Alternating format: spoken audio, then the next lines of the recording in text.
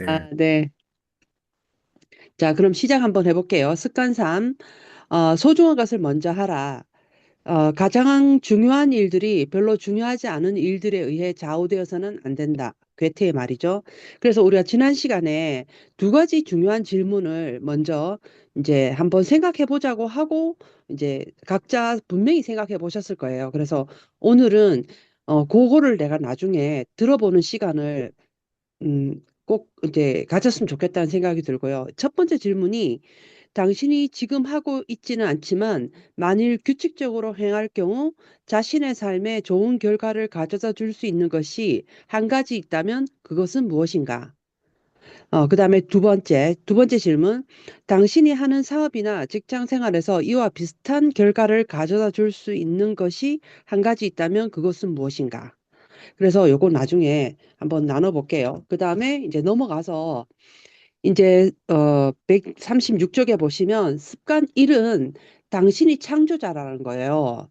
그러니까 스스로에 대해서 책임지고 있다. 당신은 스스로에 대해 책임을 지고 있다. 그러니까 이제 본인의 선택임을 창조자임을 이제 습관 1이 말한다면 습관 2는 그거를 첫 번째 마음속으로 한 창조거든요. 이거를 이제 어, 그림을 그려놓는 거고, 그 다음에 이제 세 번째 습관 3은 뭐냐면 두 번째 창조인데 실제적 창조거든요. 이거 생각한 거를 행동으로 옮기는 거예요.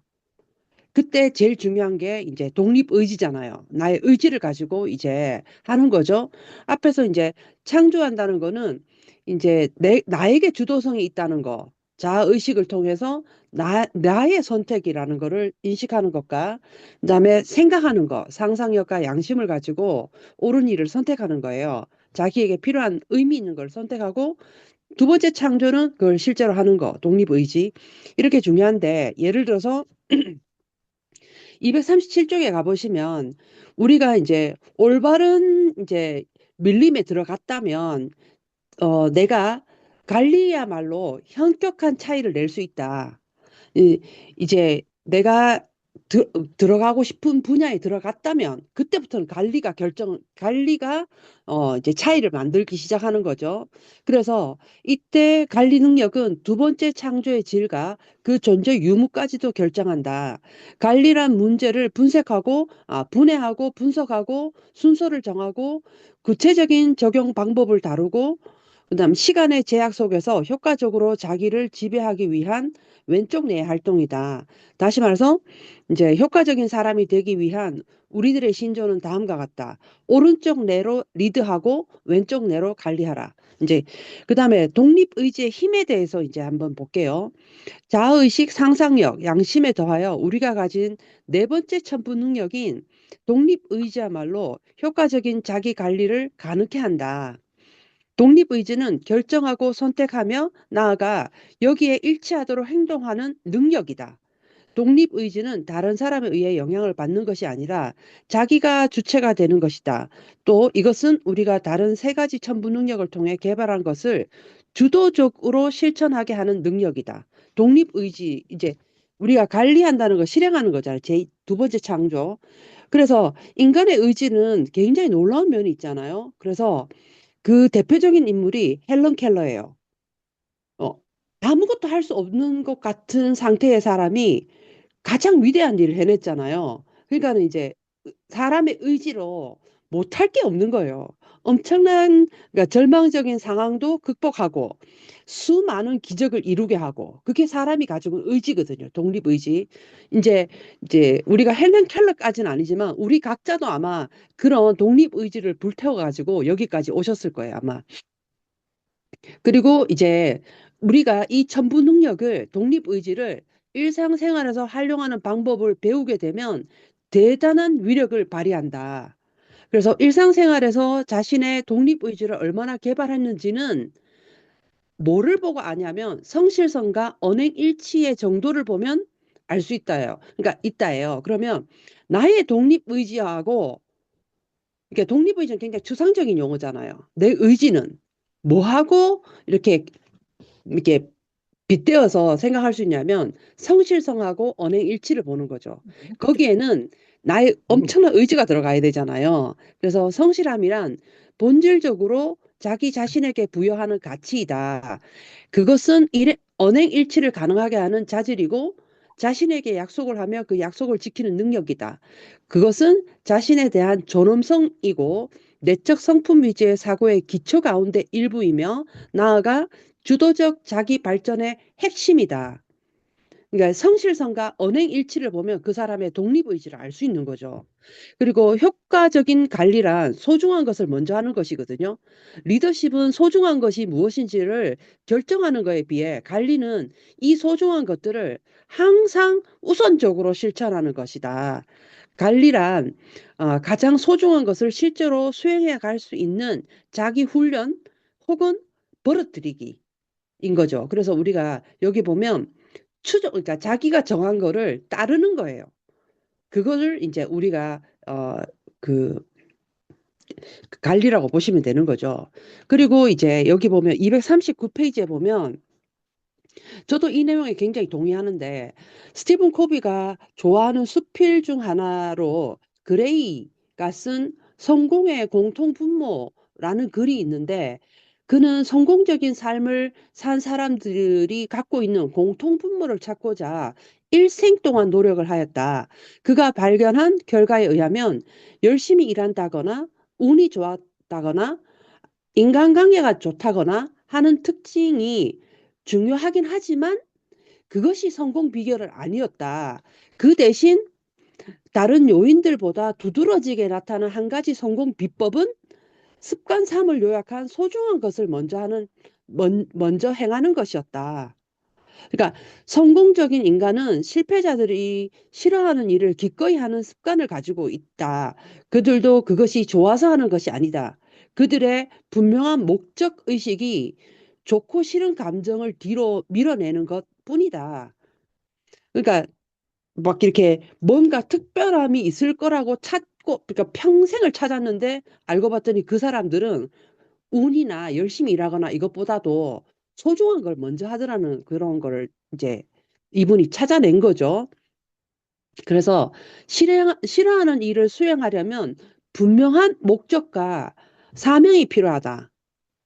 그래서 여기 보시면 끝을 생각하며 시작하라는 습관 2의 가치관과 감각을 필요로 하고 소중한 일에 열렬히 찬동하고 다른 것들을 거절할 수 있는 용기가 필요하다. 그래서 어쨌든 가치관에 입각해서 행동하도록 하는 의지와 자신이 하고 싶지 않을 때도 필요한 것이라면 그 일을 해내는 강한 의지를 필요로 한다. 좀 와닿으시죠? 그래서 이 강한 의지가 우리의 주도로 만들어진 첫 번째 창조. 내가 세운 거예요. 누가 나한테 시킨 게 아니고 내가 주도적으로 선택한 첫 번째 창조를 그 인생 목표를 성실하게 따르도록 해준다는 거죠. 독립의지가. 그 다음에 시간 관리에 네 가지, 세대가 있는데, 이분이 봤을 때, 이제 우리가 그 1세대, 2세대, 3세대 쭉 보면 이제 장점들이 있어요. 그러니까 1세대는 240페이지에 보시면 메모하는 수준이거든요. 내가 뭐 해야 되는 거 메모했다가 하는 거. 그다음에 2세대 같은 경우에는 달력이나 약속 기록부 같은 그런 수준이고 그다음에 3세대 같은 경우에는 목표를 중심으로 장기, 중기, 단기 목표를 정해놓고 이제 일을 하는 거죠. 근데 이제 사람들이 목표 중심으로 일을 하다 보니까 피로감이 오는 거예요. 그래서 이제 그 왜 이런 거 있잖아요. 되게 유명한 말. 마틴 루터가 했던 말인데 목욕물과 함께 목욕시키는 아기도 버리는 격이 되는 게 뭐냐면 좋은데 힘들다고 그 모든 걸 다 버려버리는 거예요. 그래서 이제 다시 1세대, 2세대로 이제 메모하고 하는 목, 목표나 이런 거 중심으로 하는 게 아니고 그냥 해야 될 일을 체크하고 그냥 지워 나가는 수준으로 탭을 하더라는 거예요. 근데 이제 스티븐 코비가 제시하는 제4대 제4세대 시간 관리가 있거든요. 이거는 앞에 있는 1, 2, 3세대의 장점을 그대로 다 넣고, 그 다음에 여기에다가 이제 사실은 우리가 시간 관리라는 표현 자체가 그렇게 적절하진 않다는 거예요. 왜냐하면 시간 관리라는 표현보다는 자기 관리가 더 맞다는 거예요. 그리고 내가 만족을 느낀다는 거는 기대와 거기에 맞는 실현이 이루어졌을 때 내가 1의 기대를 했는데 1의 결과가 나오면 실현된 거잖아요. 그럼 그때 만족이 커지잖아요. 그런 것처럼 이제 내가 영향력의 원에 이게 집중하는 거죠. 그렇게 해서 이거를 만족감을 올려가는 건데 예를 들어서 이제 4세대 시간 관리는 대상과 시간에 초점을 맞추는 게 아니에요. 앞에서 3세대는 목표 설정에다가 모든 걸 맞추는 건데, 이거는 인간관계의 유지와 증진, 결과의 달성을 강조하고 생산과 생산 능력의 균형 유지에 더 중점을 두고 있는 방법이거든요. 4세대가. 그래서 이제 좀 또 시간 관리 매트릭스를 한번 볼게요. 242페이지에 보시면 시간에는 긴급하고 긴급하지 않은 것, 중요하고 중요하지 않은 걸로 이렇게 네 가지로 나눠진다면 이제 1, 4분면은 긴급한데 중요하고 긴급한 거. 이거 꼭 먼저 처리해야 되잖아요. 이거는 그죠? 근데 요게 보면 이제 위기, 급박한 문제, 어, 기간이 정해진 프로젝트, 뭐 출근해서 출근하는 게 일종의 이런 종류의 일이잖아요. 내가 꼭 출근해야 되잖아요. 그죠? 중요하고 긴급하고, 그죠? 근데 이제 이 사분면의 활동은 뭐냐면 긴급하진 않은데 매우 중요한 것들이에요. 그러니까는 이 활동은 예방, 생산 능력 활동, 그다음에 이제 주로 거위를 키우는 거, 생산 능력을 키우는 거예요. 내가 지금 페이가 200인데 내 능력을 안 키우면 계속 200이에요.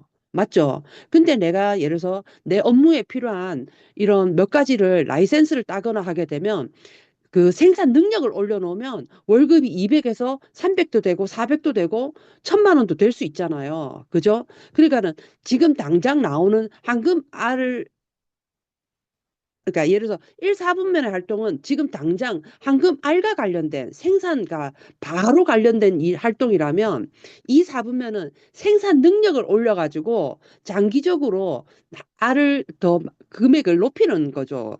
그죠? 예, 약간 더 여유 있고 넉넉한 삶을 살기 위한 거잖아요.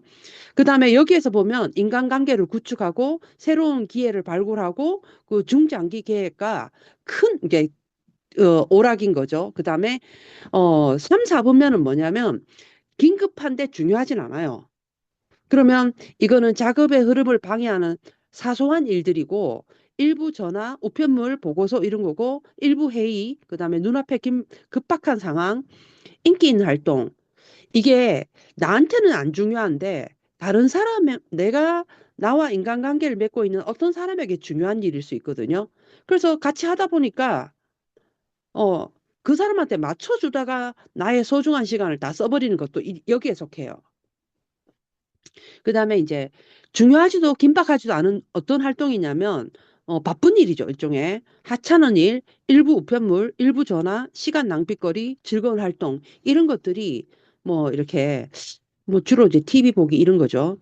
뭐 중요하진 않죠. 이런 것들은. 근데 긴급하지도 않아요.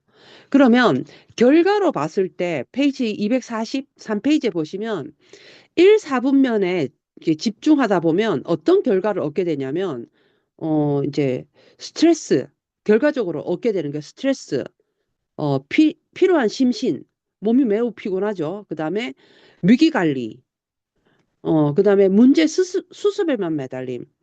그러니까 1, 4분면에 매달리다 보면 계속 이런 일들이 꼬리에 꼬리를 물어가지고 일에 치여가지고 일에 압도당하는 거거든요.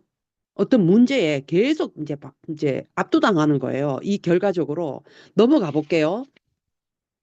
여기 보시면 이제 3, 4분면의 결과는 뭐냐? 우리가 3, 4분면의 활동을 집중하게 되면 어떤 결과를 얻게 되냐? 단기 성과 위주, 위기 관리, 평판, 경박한 성격, 그다음에 목표와 계획을 무시함, 피해 의식, 자제력 부족, 비상적이거나 단절된 인간관계의 결과를 얻게 돼요. 3, 4분면에 집중하다 보면 그다음에 이제 4, 4분면 같은 경우에는 3과 4에 보시면 245페이지에 여기는 거의 뭐 중요하지도 않고 긴박하지도 않은 그런 일만 하는 거다 보니까 완전한 무책임, 그다음에 직장에서의 파면, 의식주를 다른 사람이나 봉사기관에 의존해야 돼요. 그죠? 이런 거죠. 그다음에 어, 페이지 246페이지에 보시면 그러면 이사분면 이게 생산 능력을 키우는 거잖아요. 나의 능력을 키우는 거잖아요. 여기에 보시면 이제 결과를 어떤 결과를 얻게 되냐면 이사분면에 집중하면 비전도 생기고 멀리 내다볼 수도 있고 삶의 균형도 있고 규율도 정해지고 자제력도 있고 극소수의 위기가 점점 줄어들어요. 이제 예전에는 그게 큰 문제였다면 내가 능력이 커졌기 때문에 큰 문제가 아니에요. 그래서 초등학교 2학년짜리가 덧셈 뺄셈은 되게 어렵잖아요. 구구단을 2학년 때부터 배우기 시작하니까. 근데 고등학생이 구구단이 어렵진 않잖아요. 그죠? 그러니까 내가 능력이 올라가 버린 거예요. 수학적 능력이 올라가니까 분명히 예전에는 구구단이 너무 어려워갖고 남아서 숙제를 했는데 고등학교 정도 되니까 그거는 문제가 아닌 거예요. 내가 능력이 올라간 거예요. 그래서 이 4분면에 집중하다 보면 아까 그 내 문제가 아닌 거예요, 이제. 예전에는 그게 문제였는데 더 이상 문제가 아닌 거죠. 그래서 여기 보시면 이제 만약 당신이 규칙적으로 행할 경우 이런 그죠? 삶에 놀라운 긍정적인 변화를 가져줄 수 있는 있다. 있는 예를 들어서 삶에 놀랍도록 긍정적인 변화를 가져다 줄 수 있는 개인 생활과 직장 생활에서 할 수 있는 한 가지 행동은 무엇인가? 그러니까 이 4분면에 해당하는 거죠, 이게. 지금은 안 하고 있지만 장차 내가 이거를 개발하게 되면, 그죠? 내가 어떤 걸 이렇게 능력을 개발하게 되면 엄청 삶이 놀라워지는 거예요. 나의 개인 삶과 직장 생활과 사회 생활에서도 엄청 좋은 결과를 낳는 것이 무엇인지 질문이 하나 있는 거죠. 아마 이 질문에 한번 답해 보시면 좋을 것 같아요. 여기에 쇼핑센터 관리자들이 이제 예하가 나오는데 이분들이 시간 너무 없어가지고 항상 보면 이제 이제 항상 문제가 그대로 문제인 대로 남아 있는 거죠. 그래서 보니까 그러면 뭘 하면 이 문제가 점점 줄어들겠느냐 하니까 임차인들하고의 어떤 소통이더라는 거예요. 어, 그럼 시간을 얼마 정도 쓰냐니까 5% 정도밖에 시간을 못 쓰고 있는 거예요. 그러다 보니까 이제 문제가 생겼을 때 문제 얘기만 하는 거예요. 발전이 없는 거죠. 그러니까 상가에 있는 쇼핑센터에 임차인들 같은 경우에는 이 사람들 만나는 걸 싫어해요. 그 사람들 만난다는 거는 나의 문제를 지적당한다거나 아니면 골치 아픈 일들만 자꾸 이제 얘기하게 되니까 그렇게 된 거죠. 그러다가 이제 어쨌든 이분들이 페이지 248페이지에 보시면 1년 반 정도 컨설팅 하면서 그 임차인들과의 시간을 5%에서 20%까지 증대를 시켰어요. 그랬더니 어떻게 됐냐면 이제 이 사람들이 이제 일단 시간을 확보했잖아요. 그러다 보니까 경청하고 훈련시켜주고 컨설팅 해주고 이렇게 하다 보니까 관계 개선 효과 역시 극적이고 막대한 것이었다. 엄청나게 좋아진 거죠. 그러면서 사실은 보통은 외부 경기 때문에 사업이 안 됐다고 생각했는데 사실은 이 내부에 소통이 안 돼서 더 사업이 안 된 거였던 거죠. 그러면서 이제 실제적으로 성과가 굉장히 올라간 사례가 있거든요. 그다음에 여기 248페이지 밑에 보시면 여러분이 대학생이든 조립 라인에 근무하는 노동자든 가정주부든 패션 디자이너든 회사의 사장이든 없다는 거죠. 관계없이 제2 사분면에 해당하는 일을 찾아내어 이를 주도적으로 실행한다면 역시 이 같은 성과를 얻을 수 있을 것이다. 여러분의 효과성은 극적으로 증대될 것이다. 나의 생산 능력 중에 내가 능력을 키워야 되는 어떤 분야가 있잖아요. 각자 알거든요. 그게 뭔지. 그거를 키워나간다면 뭔가 드라마틱한 변화가 올 거예요. 그러면 이제 그 황금 알이 커지는 거죠. 그래서 이제 내가 준비와 예방을 하다 보면 그래서 여기 파레토의 원칙에 보시면 80%의 결과는 20%의 활동에서 나오거든요. 내가 이거 놀라운 일이잖아요. 내가 요거를 집중했더니 80%의 결과가 나오는 거죠. 그리고 이제, 그러기 위해서 시간에서 못한다라고 말하는 용기가 필요한데, 사실은 2, 4분면에, 예, 이제 내가 시간을 쏟으려면 어떤 사람은 자기 생산 능력 중에 운동이 필요할 수도 있어요. 운동을 너무 안 해가지고 운동을 해야 되는 사람도 있을 수 있거든요. 그럼 시간을 내야 되잖아요. 한 30분에서 40분 시간을 내야 되잖아요. 그러니까 처음에는 3, 4분면이나 4, 4분면에서 시간을 빼내야 돼요. 개모임 다 가고, 회식 다 가고, 모임 다 가고, 이렇게 해갖고 내 시간이 도저히 안 만들어져요. 아, 서울 자가에 사는 김부장 그 드라마 쓴 작가 아시죠? 그분이 거기에 나오는 과장인가? 자기가 실제로 그 인물이라 하더라고요. 그 작가가. 근데 자기는 하루 중에 도저히 시간을 뺄 수가 없더라는 거예요. 출근하는 순간부터 시간이 안 나오더라는 거예요. 그래서 자기가 지하철을 타고 출근보다 2시간 일찍 회사를 들어갔대요. 그러니까 회사에 2시간 일찍 들어가서 자기 개발을 한 거예요. 책도 쓰고 뭐 이런 거 있잖아요. 자기 개발을 하고 근데 직업이 그러다 보니까 어 퇴근 후에 시간을 도저히 뺄 수가 없더라는 거죠. 자기가. 그래서 그 퇴근 후에는 회사에서 요구하는 일들이 연장될 수도 있고 모임이 생길 수도 있고 그래 도저히 그 시간은 안 돼서 출근을 2시간 땡긴 거예요, 이 사람이. 그래서 자기가 책도 쓰고 해갖고 지금은 엄청나게 유명한 드라마 작가가 됐잖아요. 그리고 이제 또, 어, 이혼 드라마였는데, 어, 혹시 그 드라마 혹시 제목 아세요? 최근에 이혼 관련된 드라마가 있었거든요. 그 변호사가 쓴 건데, 그분도 자기가, 6시 퇴근하면, 그러니까는 자기가 애가 둘인데, 애를 봐주는 이모님이 8시에는 퇴근을 해야 된다는 거예요. 그래서 자기는 무조건 6시에는 일을 끝내고 집에 8시까지 가야 되는 거예요. 가서 애들 좀 이렇게, 그러니까 이모님이 애들은 다 돌봐놓은 상태이기 때문에 애들하고 좀 놀아주고, 어, 10시부터 12시까지가 딱 자기 시간이더래요. 2시간. 그래서 그 시간에 자기가 책을 쓴 거예요. 있잖아요. 그래가지고 드라마 작가가 됐잖아요. 근데, 그거를 이분이, 어, 이제 마일리지라고 표현하더라고요. 자기가 빼낸 그 2시간을 마일리지라고 하더라고요. 자기는 걔 시간에 마일리지를 했다 하더라고요. 그래서 처음에는 1시간 정도 이제 시간을 쓰다가 이제 2시간 정도를 시간을 빼가지고 이제 자기 개발에 이제 집중했던 거죠. 그러면서 그분이 굉장히 유명한 변호사이면서 이혼 변호사이면서 드라마 작가고 뭐 이런 거 있잖아요. 그래서 자기는 그거를 쓸 때 막 드라마 쓰고 있을 때 친구들이 너가 시간당 뭐 페이가 얼만데 그런 거나 하고 있냐고 막 말렸다는 거예요.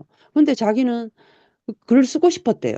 글을 쓰고 싶었고, 그리고 자기가 이 드라마의 작가가 됐을 때 자기가 쓴 작품의 주연을 맡은 배우에게 상을 안겨주고 싶었는데 장나라인가? 그 사람이 그걸로 연기 대상을 받았다 하더라고요.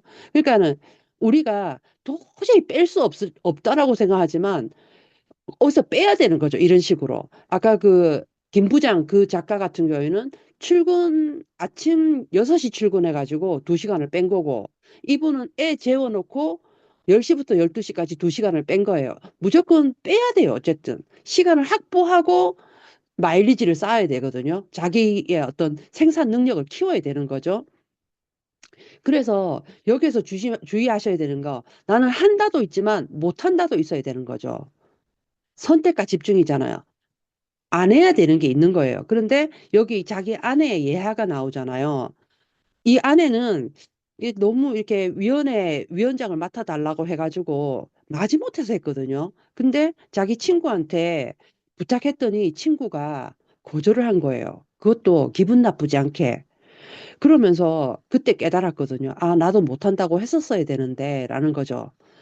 맡아버리는 순간부터 자기는 시간을 거기에 매여야 되잖아요. 그죠? 그 업무가 끝날 때까지는. 자, 그래서 250페이지에 보시면 우리는 자신의 삶에서 가장 소중하고 우선순위가 높은 것이 무엇인가를 결정한 다음 다른 일들에 대해서 좋은 말로 쉽게 좋게 말해서 변명이 되지 않게 못한다라고 말할 용기를 가져야 한다. 용기는 우선순위가 높은 것부터 하겠다는 내면의 강한 결심에서 나온다. 최선에 대한 해방꾼은 종종 무난함인 것이다. 그러니까 덜 중요한 일 때문에 우리가 사람들이 저 사람은 저렇게 성공했는데 왜 저기서 더 성공을 못할까? 그런 의심이 들 때가 있잖아요. 궁금할 때가 있잖아요. 저렇게 멋진 분인데 왜 계속 성장 안 하지? 근데 음, 그, 그 카네기 인간강연에 보면 그 내용이 나와요. 어, 협상의 법칙에도 나오고 같은 내용이 또 나오더라고요. 그게 뭐냐면 덜 중요한 일에 성공하고 난 다음부터는 덜 중요한 일이 막 자꾸 생긴대요. 뭐 누가 인터뷰를 하자 하고 누가 밥 먹자 하고 모임에 초대를 받고 전에는 내 업무에만 집중했는데 업무 외적인 게 너무 많이 생기는데 그거를 롤을 안 하는 거예요.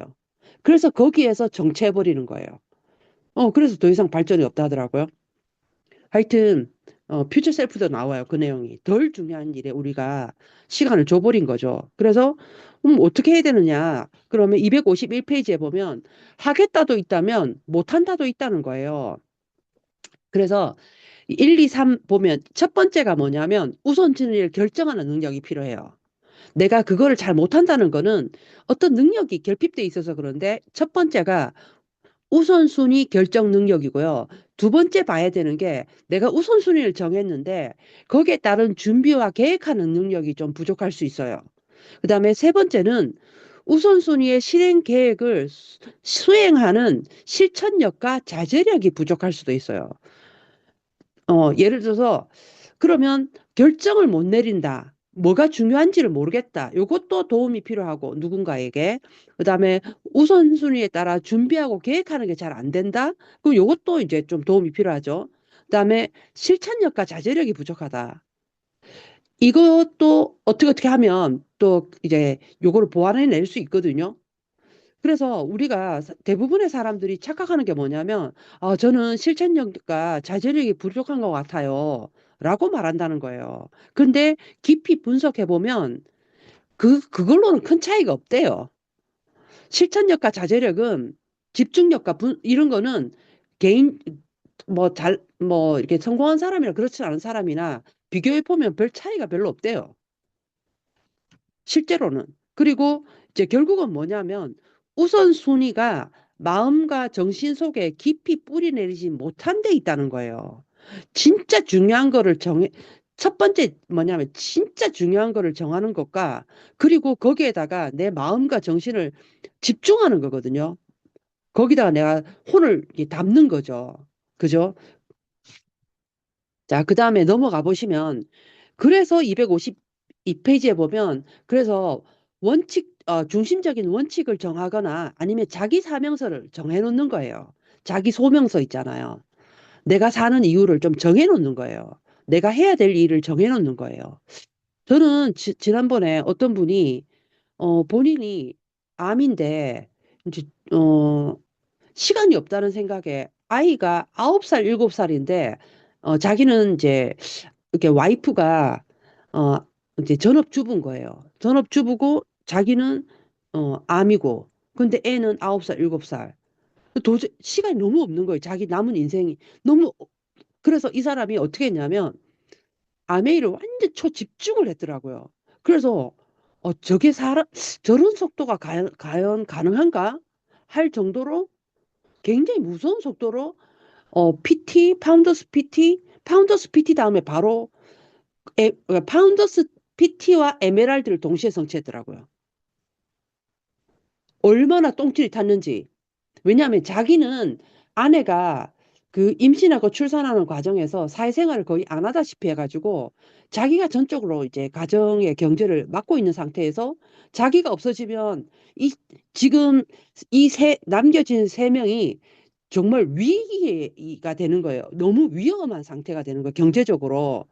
그래서 그 이제 에메랄드가 그 뎁스에서 나오는 3차 보너스까지 받잖아요. 그러니까 이제 다시는 가난해질 수 없는 거거든요. 그 그거를 어, 초단기에 첫 해에 시작과 동시에 PT를 하고 그 다음 해계연도 그러니까 2년이 채 안 됐는데 파운더스 PT랑 에메랄드를 동시에 성취했더라니까요. 너무 놀랍지 않아요? 그러니까 거기에다가 이제 완전 총 집중을 이제 에너지를 다 쏟아 부은 거예요. 가족을 위해서. 자기는 시간이 없으니까. 그래서 우리가 그러니까 그분이 결국 한 건 뭐냐면 우선순위를 그냥 정해놓고 거기에다가 자기 시간을 올인한 거거든요. 253페이지에 보시면 결국 자신의 인생 프로그램을 검토할 수 있는 자아의식을 가지고 하겠다라고 결심할 수 있는 새롭고 독특한 원칙 중심의 인생 프로그램을 만들 수 있는 양심과 상상력을 가질 때만이 중요하지 않은 일은 못한다라고 순수한 미소를 띠고 거절할 수 있는 충분한 독립의지를 가질 수 있을 것이다. 그러니까 결국은 우리가 우선순위를 못 잡는 거는 진짜 중요한 일을 못 잡아서 그래요. 진짜 중요한 일을 잡았으면 그거를 따라가게 돼 있거든요.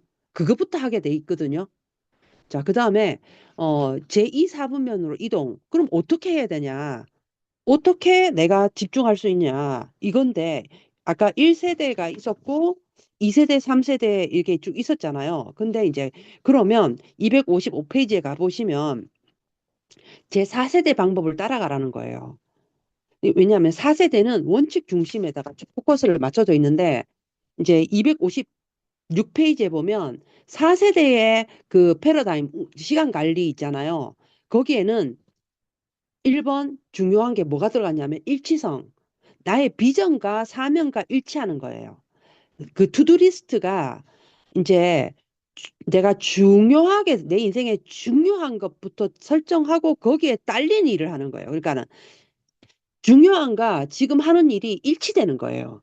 그래서 비전, 사명, 역할과 목표, 우선순위와 계획, 그다음에 욕망과 자기 절제 사이의 조화, 통일, 통합 이런 것들이 사명서를 이제 어쨌든 사명서와 일치하는 일들을 내가 따라가는 거고 그다음에 균형 유지는 뭐냐면 시간 관리 도구는 생활에서 균형을 유지하고 여러 가지 역할을 확인하고 나아가 이것을 잊어버리지 않도록 도와주는 거거든요. 그러니까 주요 영역인 건강, 가정, 직장, 업무, 그리고 자기 개발을 망각하지 않는 거거든요.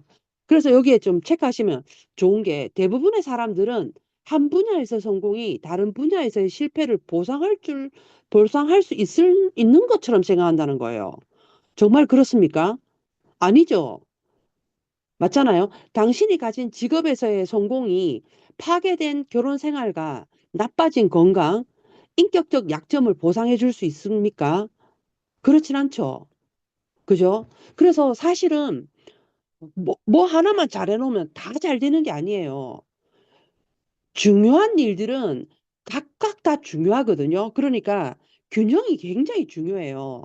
그리고 이제 그 다음 제4세대가 좋은 게 뭐냐면 제2 사분면 위주라는 거예요. 그리고 이제 나의 생산 능력을 올리는 종류거든요. 근데 이거를 일주일 단위로 하는 거예요. 일주일 단위로. 그래서 일주일 단위로 계획을 수립하면 하루 단위로 하는 것보다 앞뒤 연결과 균형 유지가 더 좋아진다. 그래서 이제 기독교인들은 보통 이제 주일이라 부르고 일곱 번째 날 좀 안식하면서 영적인 시간을 보내잖아요. 자, 그 다음에 방법이 또 뭐냐면 258페이지에 사람 위주로 한다는 거예요. 그러니까 사람과 관련된 시간을 어떻게 쓰느냐는 거예요. 그 다음에 융통성. 시간 관리 도구는 우리 하인이거든요. 그죠? 내가 소를 몰고 가는 거지 소가 나를 몰고 가는 거 아니잖아요. 그죠? 그런 것처럼 내가 내가 주도하는 거죠. 그래서 우리의 스타일, 우리의 어떤 필요성, 그 특수한 사정에 따라서 조정할 수 있는 융통성이 있어야 돼요. 남 따라가는 게 아니에요. 나에 맞춰줘야 되는 거죠. 나의 특별한 상황에 맞춰줘야 되는 거잖아요. 그죠? 예전에 어떤 분이 그러더라고요. 자기는 아메 할 시간이 없어가지고, 왜냐하면 스시집을 하는데 마치면 거의 마감이 1시, 2시 마감하고 나면. 근데 그때 나가서 어떻게 사람을 만나냐는 거예요. 1시, 2시인데. 그래가지고 자기는 이제 안 된다라고 생각했대요. 근데 자기가 그러면 그 시간에도 분명히 사람이 있을 텐데 하고 이제나요. 1시, 2시에 사람을 만나러 갔다더라고요. 같이 식당 하는 사람들.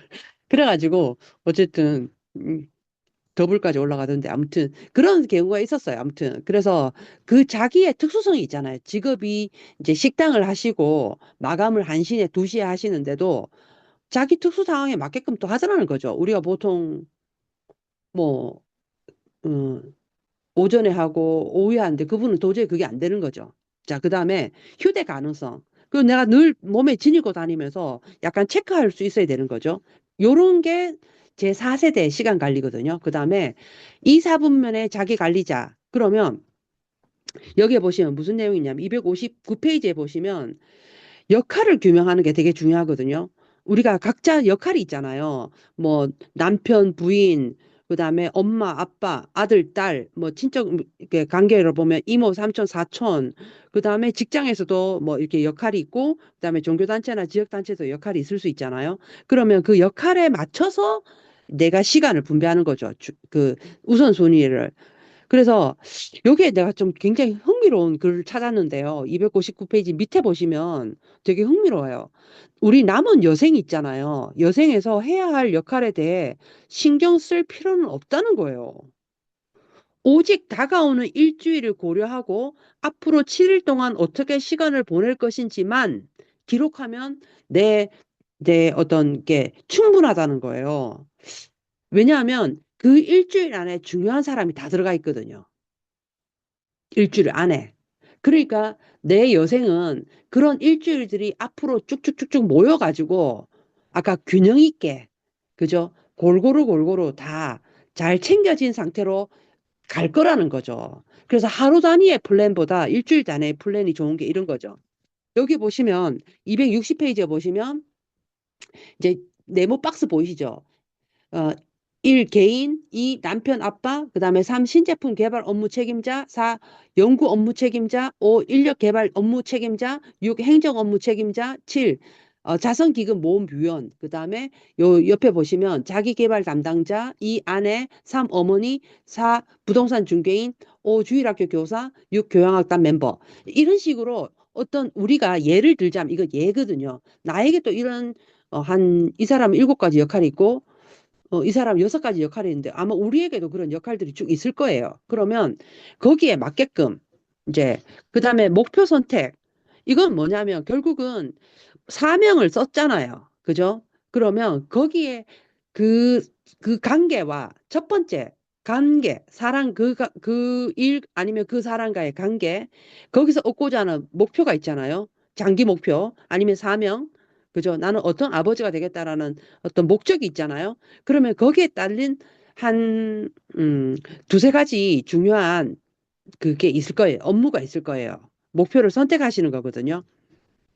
그 다음에 일정 계획을 잡는데, 아, 이분이 추천하는 거는 일요일 한 2시간 정도?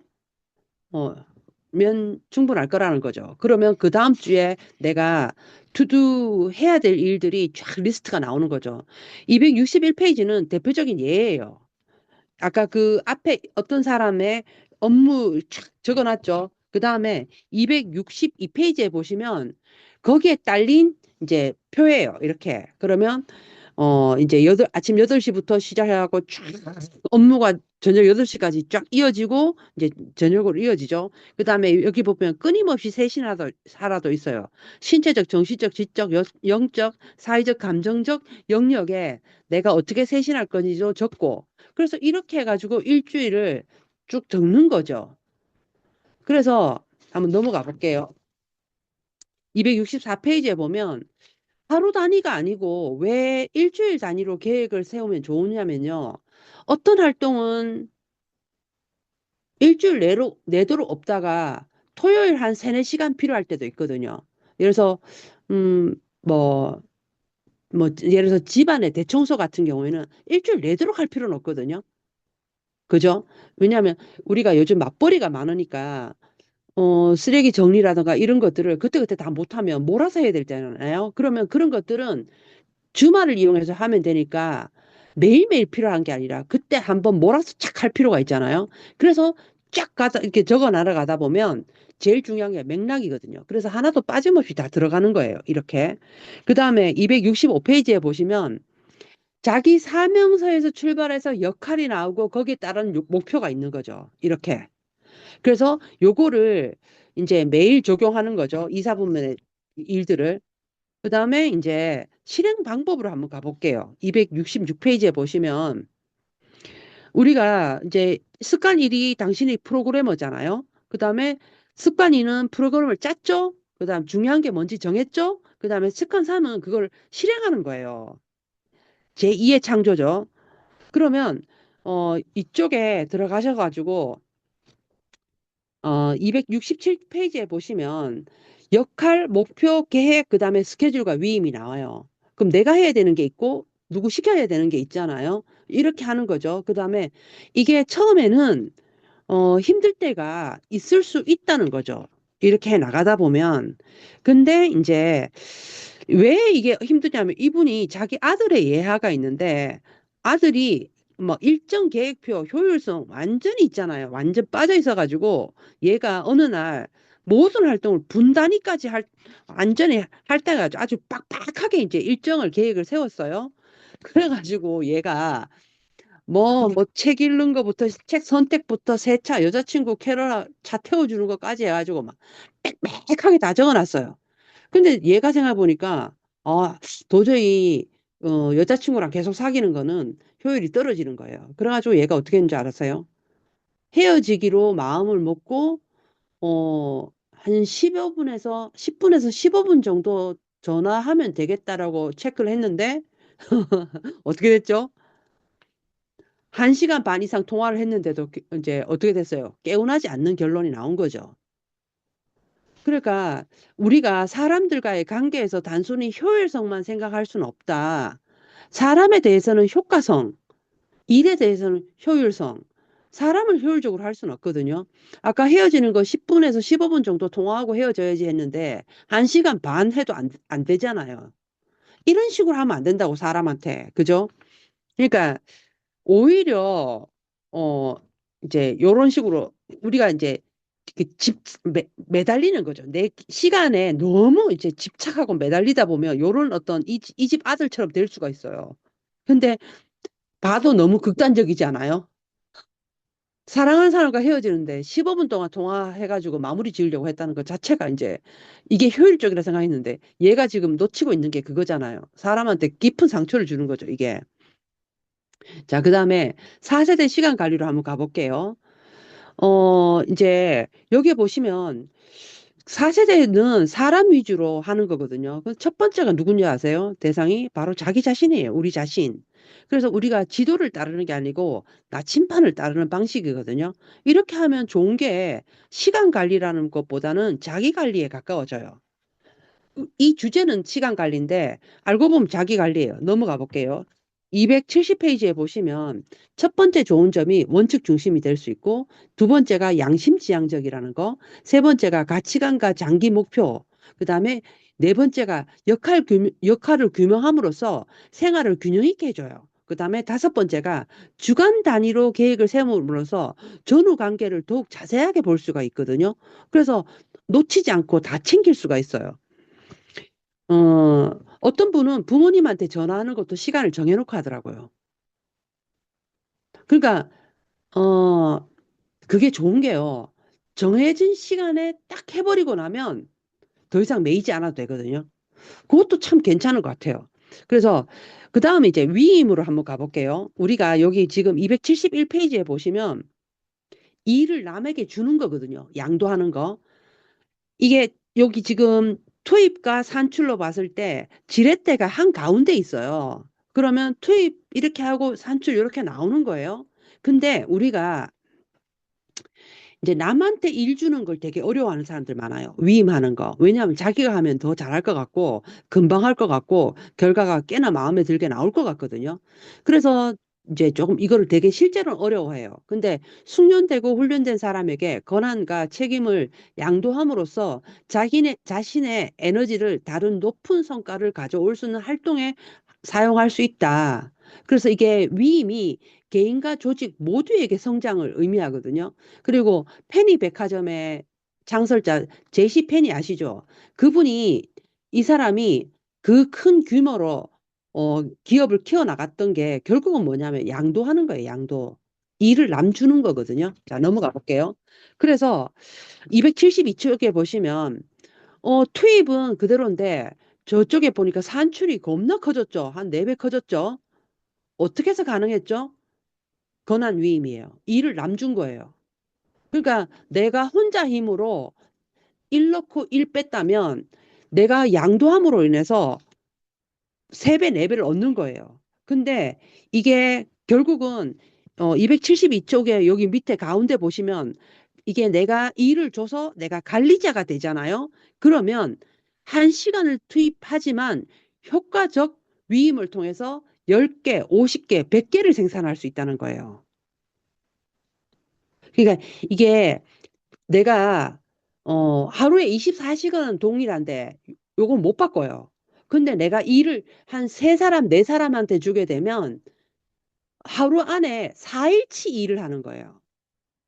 내가 10사람에게 일을 위임했잖아요. 그러면 하루 안에 10일치 일이 들어오는 거거든요. 그러니까 내가 한 달에 20일 일을 한다고 보시면 200가지를 할 수가 있는 거죠. 맞죠? 그러니까 위임이라는 게 이렇게 파워풀해요. 엄청난 파워풀하거든요. 근데 이제 그러면 위임을 할 때 어떻게 하느냐? 그러니까 두 가지 방법을 제시하는데 지시적 위임이 있고 여기 보시면 신임적 위임이 있어요. 지시는 말 그대로 내가 의사 결정을 하고 상대는 내 손발만 대는 거예요. 그러니까 여기에 수상 스키 타는 스토리가 나오거든요. 안에 그때는 필름이 귀했잖아요. 그러니까는 아이가 스키를 타는 모습을 사진을 찍어야 되는데 아내가 사진을 잘 못 찍는 거예요. 그러다 보니까 이제 아내가 카메라를 들고 찍어 하는 쏠 때 탁 찍는 거예요. 이렇게. 아내 스스로 못 찍는 거예요. 그러니까 모든 책임은 관리자에게 있는 거예요. 내가 일 준 사람이 책임지는 거예요.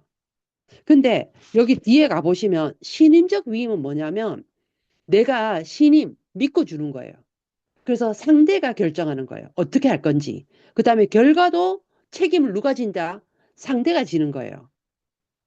맡겨놨으니까, 믿고 맡겼으니까 그 사람이 방법도 자기가 선택하고 결과도 책임져야 돼요. 요런 게 있거든요. 그래서 우리가 이렇게 신인적 위임을 하다 보면 좋은 게 뭐냐면 아까 예를 들어서 그 이제 지시적 위임은 아까 사진 찍어주는 것처럼 내가 다 당하는 거거든요. 내가 못하니까 그 사람 상대에게 시켜놓고 내가 결국 다 책임지는 거예요. 근데 신임은 예를 들어서 이제 기대 성과를 정하고 실행 지침을 정해주고 그다음에 가용 자원을 알려주고 책무를 확인해주고 손익 결과를 알려주고 난 다음에 상대가 하는 거예요. 그래서 자기가 이 7살짜리 아이에게 잔디 깎는 일을 시키거든요. 이 이야기를 읽어보셔서 아시겠지만 아이가 이제 그거를 할 때 아빠가 아까 요 룰대로 다 안내를 해줘요. 어떤 게 깨끗한 이 정원인지 다 알려주거든요. 기대 성과 어떻게 깨끗해야 되는지 어떻게 해야 되는지 뭐 다 알려줘요. 그래서 아이에게 물어봐요. 누가 상관이지? 그랬더니 아빠 아니에요. 근데 아니 네가 상관이야. 네가 책임지는 거야. 내가 그러니까 믿고 주는 거죠. 그러니까 그 아이가 책임지는 거예요. 그리고 조력자는 아빠예요. 그 다음에 이제 결과는 깨끗한 정원이거든요. 그럼 누가 평가하냐면 스스로 평가하는 거예요. 내가 평가하는 거 아니에요. 일주는 관리자가 평가하는 게 아니라 위임 받은 그 사람이 이제 판단하는 거거든요. 그래서 일주일에 2번씩 우리가 이제 하여튼 그러고 철두철미하게 쭉 다 해요. 아이가 충분히 이해했거든요. 그리고 난 다음에 이제 아빠가 보는 거죠. 근데 정원이 깨끗해지지를 않아요. 그래가지고 이제 여름 방학인데 지가 뭐 바쁜 일 있겠어요. 그래가지고 아빠가 막 이제 점점 날이 갈수록 너무너무 이게 정리가 안 돼가지고 열이 올라오는데 결국은 이제 화를 참고 이제 아빠가 이제 이제 평가를 하기 시작해요. 같이 하기 시작해요. 근데 아이에게 물어봐요. 근데 정말 중요한 부분이 여기서 나와요. 나는 이 책에서 이 부분이 제일 중요하지 않나라는 생각해요. 280쪽 맨 밑에예요. 얘야, 우리가 서로 약속한 대로 해보자꾸나. 함께 정원에 나가서 내가 맡은 임무가 어떻게 진행되고 있는지 나에게 보여주렴. 문을 나설 때 애가 턱이 벌써 떨리고 있어요. 눈엔 눈물이 고여 있었고요. 잔디밭 중간쯤 도착하자 애가 울어버려요. 아빠, 어려워요. 이렇게 하는 거예요. 그제서야. 근데 뭐가 어려워? 내가 그동안 얼마나 훈련을 많이 시켰었어요. 어떻게 하는지 다 가르쳐 줬는데. 근데 스티븐 커비가 그때 알았어요. 아, 잔디를 치우는 게 어려운 게 아니라 자기 관리가 어려운 거예요. 자기 의지력을 감독하는 일이 어렵다는 걸 발견하게 돼요. 그래서 우리가 누군가에게 일을 줄 때, 아, 뭐 이렇게, 뭘, 업무가 어렵지는 않다는 거죠. 이 아이의 경험처럼 내가 어떤 사람을 믿고 일을 줬는데 그 사람이 일을 못 해내면 일이 어려운 게 아니에요. 할 만해서 시킨 거예요. 근데 왜 안 하냐? 그 사람이 자기 의지로 자기 관리하는 거를 되게 어려워한다는 거를 자기가 스스로 자기를 감독하는 게 어렵다는 거를 그걸 알고 그 사람에게 일을 주는 거죠. 그러면 굉장히 좋은 결과를 얻게 돼요. 이게, 아, 나이가 얘는 7살이라서 그래. 아니에요. 어른도 그래요. 나이와 상관없이 자기가 맡은 일을 자기가 알아서 한다는 거는 대단히 어려워요. 그래서, 아, 이 부분은 다 어렵구나. 이런 거를 이해하고 일을 주는 게 되게 중요하고요. 그런데 그러면 우리가 왜 지시적 위임을 안 하고 신임적 위임을 해야 되냐? 근데 281쪽에 보시면 신뢰라는 거는요. 동기 유발의 최고의 형태예요. 믿고 맡기는 거기 때문에 이건 엄청난 거예요. 어떤 일을 줄 때 일만 주는 게 아니고 그 사람에게 믿음을 주는 거거든요. 그러니까 예수님의 12제자가 예수님이 십자가를 질 때 다 이렇게 지기 전날 그 사람들이 와서 잡아갈 때 다 도망가거든요. 천리말리 도망가요.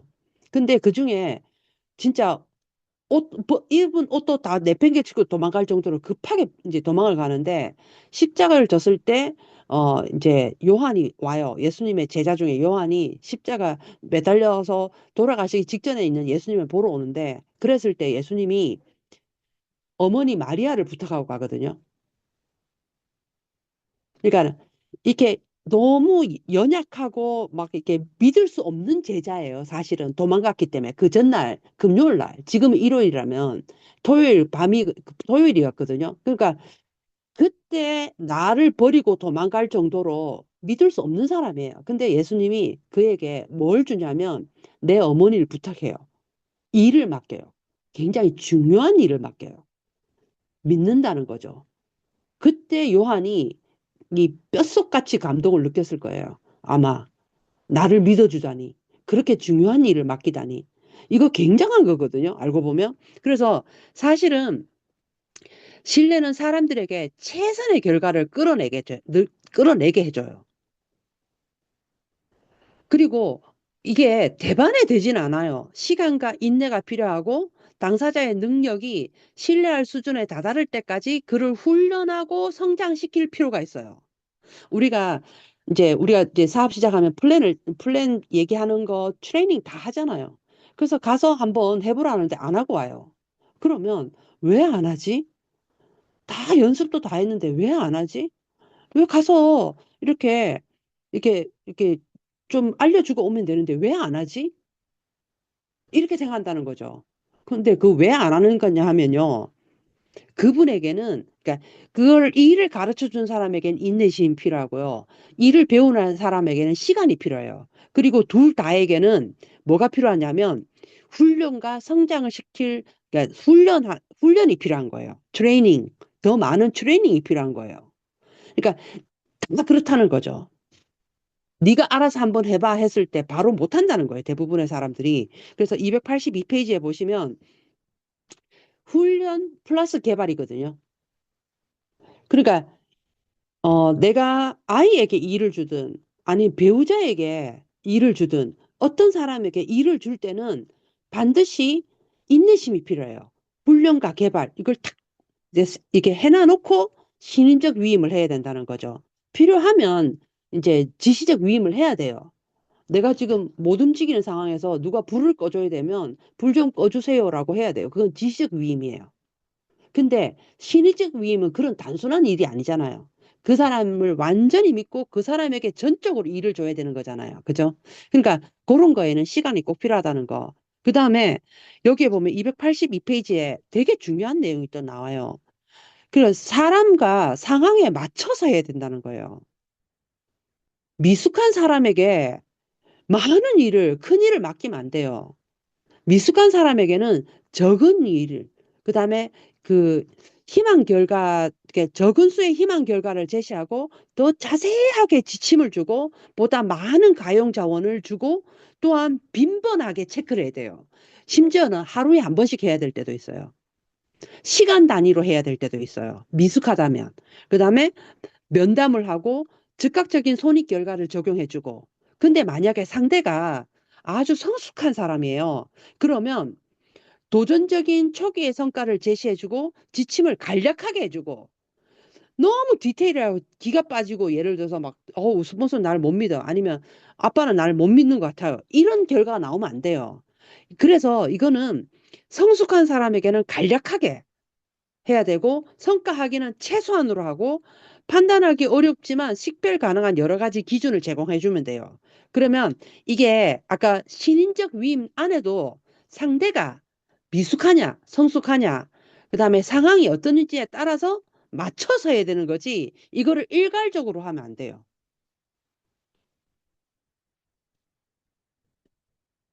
이해하시겠죠?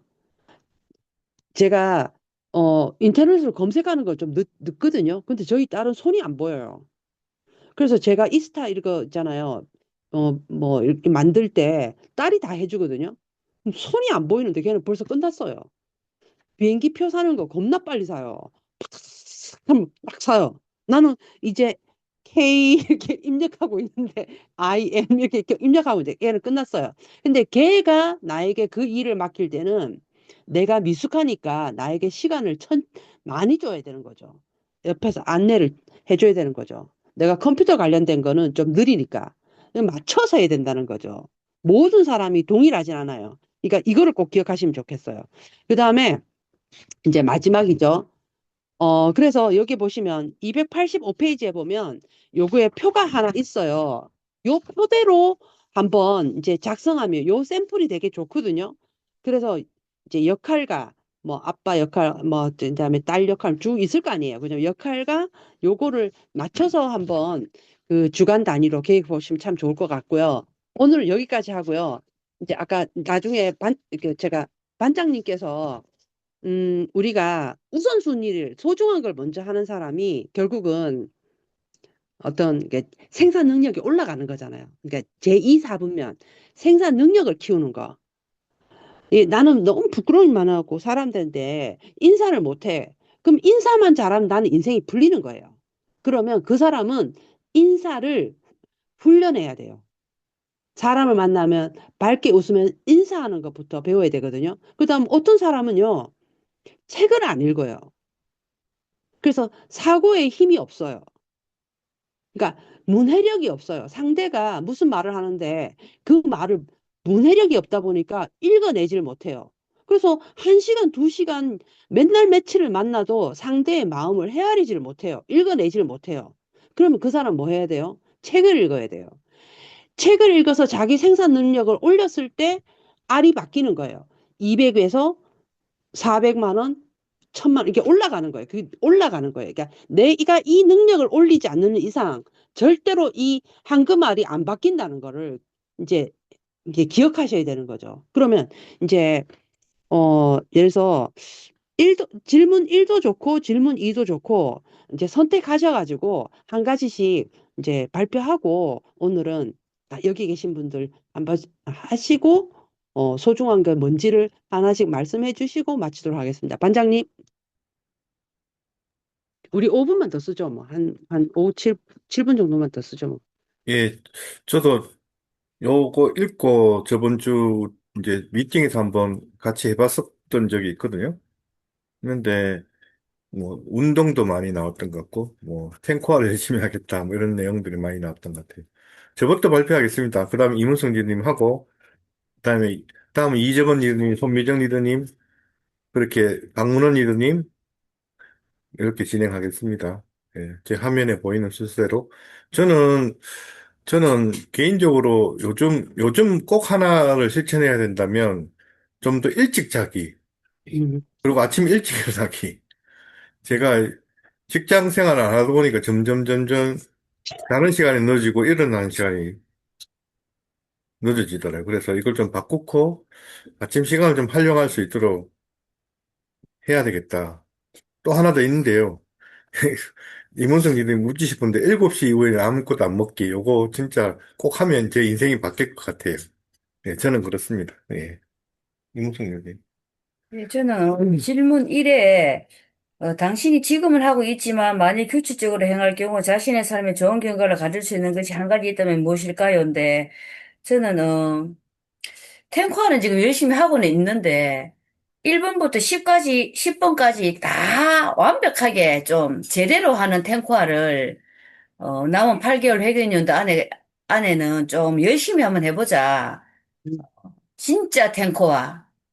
제대로 한 탱커화를 한번 해보자. 그리고 보통 사람들이 습관을 바꿔서 인생을 바꿀 수 있는 루틴이 과연 뭐가 있을까라고 생각을 했을 때, 저는 8시에 운동을 하러 올라가면 9시 20분에 내려오는 요 루틴은 제가 몸이 아프거나 특별한 일이 없으면 매일 1년 365일 거의 매일 하는 루틴이고, 뭐 이걸로 크게 인생은 달라지질 않습니다. 왜냐면 단지 내가 좀 건강해질 뿐이지. 근데 야, 진짜 내 인생을 바꿀 수 있는 루틴, 습관이 제대로 된 탱커와 찐 탱커화를 진짜 한번 해보는 것입니다. 예, 음, 이상입니다. 음,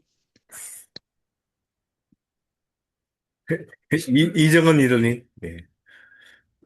네, 이정은입니다. 저는 질문 1번에, 제가 한, 작년, 재작년? 그 건강검진을 했을 때 음, 콜레스테롤이 조금씩 올라가고 있거든요. 나쁜 콜레스테롤이. 음, 그래서 제가 운동하고 제가 믹스 커피를 되게 좋아해요. 그래서 이 세븐헤비들 하면서 그 30일 동안 자기한테 이제 뭘 하지 않기 해가지고 하는 게 있잖아요. 그거를 제가 이제 뭐 사장님 만나고 나와가지고 막 기분이 나쁘다 막 이러면 그 바로 가가지고 믹스커피 한 잔 타가지고 탁 먹고 막 그러니까 하루에 아침에 한 잔 먹고 뭐 점심 먹고 한 잔 먹고 그다음에 또 기분 나쁘면 또 한 잔 먹고 막 이렇게 될 때가 있는 거예요. 최대 세 잔까지 먹을 때가 있는 거예요. 그래가지고 무슨 수가 있어도 기분이 나쁘든 뭐든 간에 세 잔에서 딱 한 잔 음, 하고 한 잔을 제대로 할 경우에 그 다음에는 이제 안 먹기 음, 이걸 했거든요. 그래서 이제 한 잔까지는 이제 됐어요. 그래서 이게 제가 이제 콜레스테롤도 마찬가지고 믹스커피가 원인일 것 같은 거예요. 그래가지고 그거를 바꾸는 거 하고 제가 운동을 정말 안 하거든요. 그래서 이제 운동을 규칙적으로 하면 또 삶이 또 바뀔 것 같아요. 예, 2번은 조금 더 생각해 봐야 될 것 같아가지고 1번만 음, 얘기하겠습니다.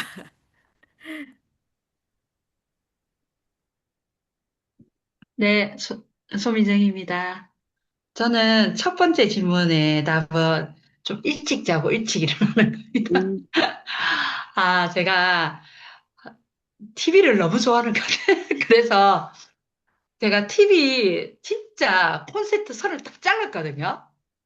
그것도 연결 안 하게끔 하려고 콘센트 딱 입구를 딱 붙여서 딱 잘라버렸어요. 안 그러면 선 연결할 것 같아가지고. 근데 하고 엄청 후회했거든요. 근데 진짜 자르면 TV를 안 보고 좀 일찍 잘 것 같더라고요. 근데 결론은 유튜브로 돌아왔어요.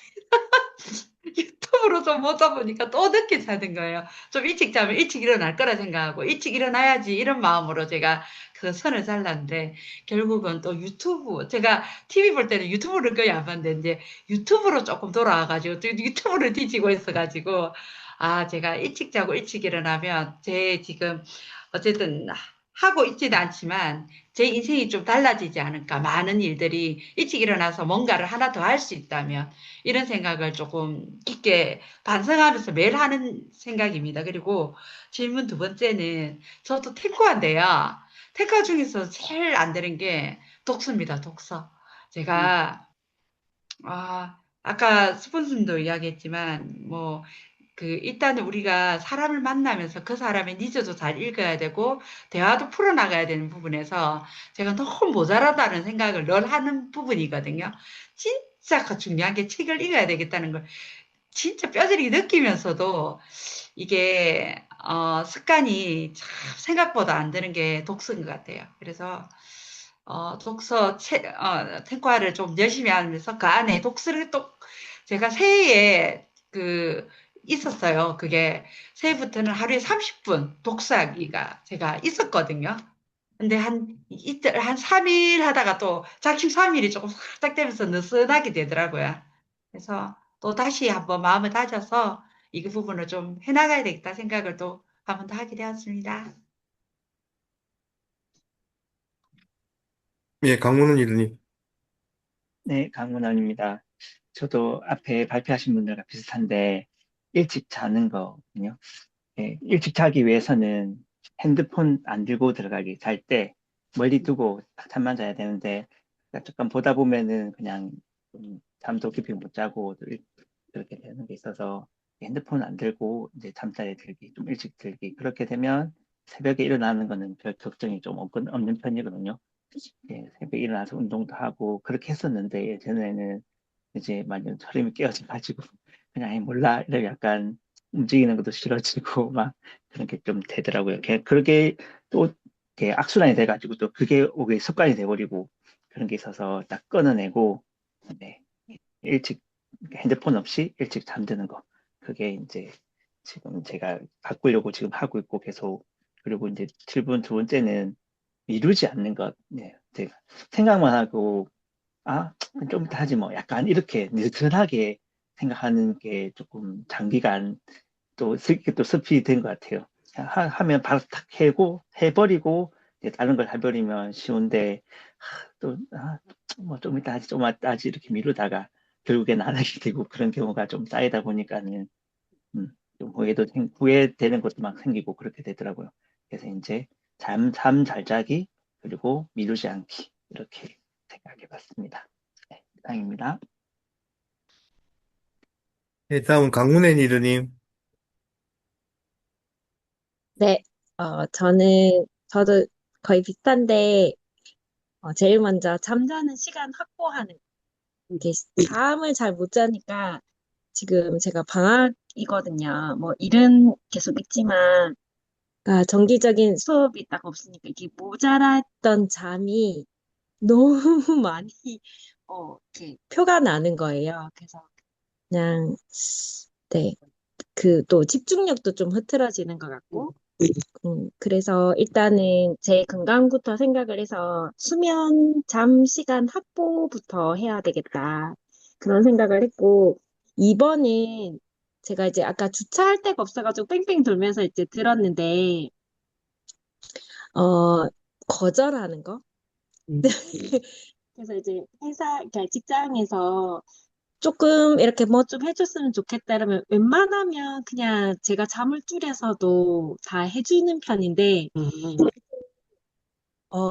좋은 소리만 듣는 건 아니더라고요. 뭐, 해줄만 해서 해준 거 아니야. 뭐, 이런 것도 있고, 저는 제 잠을 줄여서 한 건데, 굳이 그렇게 급하지 않았는데, 그럼 나한테 왜 부탁을 했을까? 요즘 그런 생각도 좀 들고, 그래서 그런 걸 조금 잘라서 중요하지 않은 것들, 그래서 거절하는 것도 조금 필요하지 않을까. 그렇게 해서 내 잠자는 시간 확보하고, 잘 자고 깨어 있는 시간에 좀 집중해서 하면, 좀 결과가 더 시너지 있게 더 좋지 않을까라는 생각을 한번 해봤습니다. 이상입니다.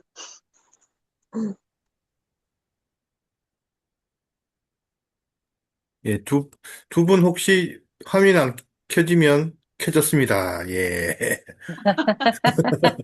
예, 조승준 이르님. 예. 네, 안녕하세요. 조승주입니다. 소미정님 선 안 연결 안 한 게 참 기특합니다. 그거 선 연결한 거 나올 줄 알았는데. 어, 대단하시고요. 저는, 저번에도 스폰서님 그 세븐헤빗 하실 때 책상머리에서 스케줄 짜기, 그래서 이게 제대로 이게 일주일 계획 짜서 움직이기, 이거 하면 진짜 제대로 움직일 것 같거든요. 제대로 될 것 같은데, 그거를 이제 조금씩 이번 2026년부터 이제 조금씩 실행하고 있는데, 그러면 아까 그 2, 3분면의 그 중요한 일, 급하진 않지만 중요한 일을 먼저 이렇게 해내서 이렇게 좀, 잘 될 것 같은데, 그거가 안 되고 있었거든요. 그거 하는 일이고, 저도 임원숙 리더님처럼 탱크와 빡빡하게 제대로, 임원숙 리더님 한번 해봅시다. 화이팅! 네, 화이팅! 화이팅! 이상입니다. 네. 양심이 같이 걸려요. 예, 하현주 리더님. 예, 다음 시간에 들어보도록 하겠습니다. 여기까지입니다. 네. 스폰서님 것도 한번 들어보고 싶은데요. 저는 지난번에 말씀드렸던 것처럼 예. 숙면이었거든요, 숙면.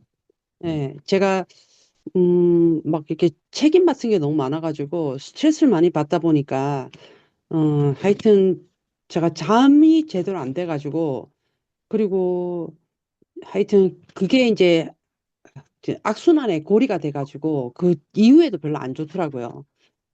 근데 이제 그건 젊어서 또 체력적으로 워낙 또 체력이 좋다 보니까 버텨냈다면 이제는 그 플레이를 하면 안 되는 또 이렇게 나이가 됐잖아요. 그래서 지금은 이제 숙면이 저는 그거예요. 숙면을 잘 하고 그리고 이제 자는 시간이 몇 시든 깨는 시간을 일정하게 하는 게 그게 좋다고 하길래 좋은 걸 일단 무조건 따라해 보잖아요. 그래서 이제 근데 확실히 내가 느낄 때 삶의 질이 올라가는 거, 그러니까 삶은 그대로인데 어제랑 그제랑 똑같거든요. 근데 내가 그거 하나 바꿨다고 왠지 내가 삶이 좀 좋아진 게 느껴지고 벌써 내가 이게 자기 만족이죠. 일종의 내가 이제 기대한 거를 내가 얻었으니까 만족이 굉장히 확 올라가더라고요. 그래서 음, 그런 게 너무너무 좋아요. 그러니까 하여튼 그래서 저는 이 시간에 우리가 함께 하고 있잖아요. 이렇게 이 내용을 이제 이게 진짜 중요한 것 같아요. 이게 어 이렇게 옆에다 누구를 붙이느냐에 따라서 이게 좀 어려운 것도 좀 쉽게 넘어가는 게 있는 것 같거든요. 그러니까 예를 들어서 아까 그 뭐 우선순위를 결정을 못 한다거나 결정했는데 계획이 잘 안 세워진다든가 아니면 그것까진 다 했는데 실천이 잘 안 된다든가 뭐 이런 게 있잖아요. 그랬을 때 진짜 그 뭐 그거에 딸린 그 협력자, 조력자만 잘 붙여놓으면 진짜 왜 그런 거 있잖아요. 뭐 어떤 사람은 자기 약속을 어기면 10,000원 내놔놓고 이제 어기는 거잖아요. 예를 들어서 그런 어떤 강제성을 우리가 습관을 만드는 중이니까 그런 어떤 강제성을 좀 이렇게 의도적으로 하는 게 있는데 그 옆에 누가 조금만 붙어가지고 그거를 약간 이렇게 부스팅 해주면 또 잘 되는 것 같더라고요. 그리고 내가 선포하고 항상 선포를 먼저 해야 되거든요. 나 이제 몇 시에 자고 몇 시에 일어날 거야. 이렇게 선포를 하고 난 다음에 내가 이뤘잖아요. 그러면 그 굉장히 기쁨이 크거든요. 그래서 그거를 사람들하고 함께 나누는 것 자체도 너무너무 좋고 하여튼 이 책이 우리에게 그런 많은 변화에 그게 되는 것 같아요. 그래서 아무튼 그러니까 지금 3습관까지 문화를 넘어갔고 이제 다음에 4 들어가기 전에 한번 또 중요한 부분이 있거든요. 그거 이제 이어서 하도록 하겠습니다. 반장님. 다들 일찍 주무시고요. 사진 촬영하겠습니다. 네. 예쁜 포즈 취해 주십시오. 하나, 둘, 한 장 더 찍겠습니다. 하나, 둘. 예, 바로 주무시는 걸로 하겠습니다, 오늘은. 수고하셨습니다. 네, 안녕. 수고하셨습니다. 수고하셨습니다. 굿나잇 하십시오. 네.